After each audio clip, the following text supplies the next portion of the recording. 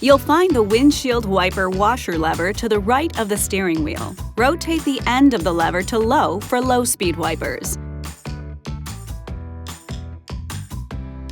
Turn it to high for high-speed wipers.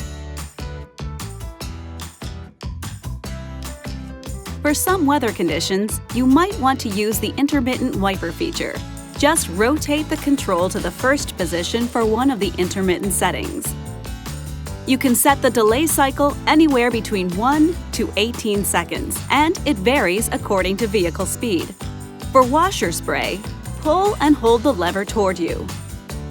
The spray will stop when you release the lever, and the wiper will operate for 2 more wipe cycles.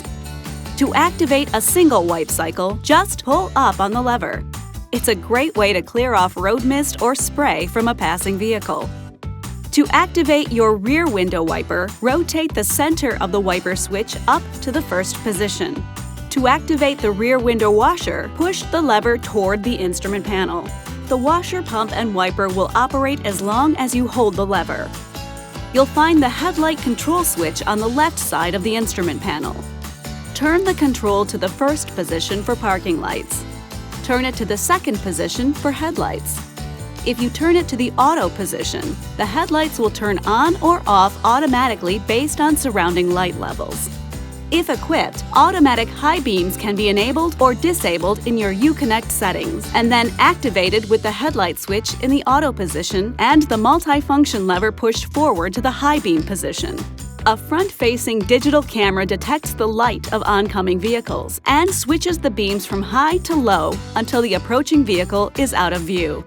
To activate the front fog lights, turn on the parking lights or low-beam headlights and push in the headlight control switch. Push it a second time to turn the fog lights off. The dimmer control switch controls your instrument panel and ambient lighting. With the parking lights or headlights on, rotate the dimmer control to adjust the brightness of the instrument panel lights and the interior and ambient light levels. This video is not intended to take the place of your owner's manual. For complete details and other important safety information, please see your owner's information.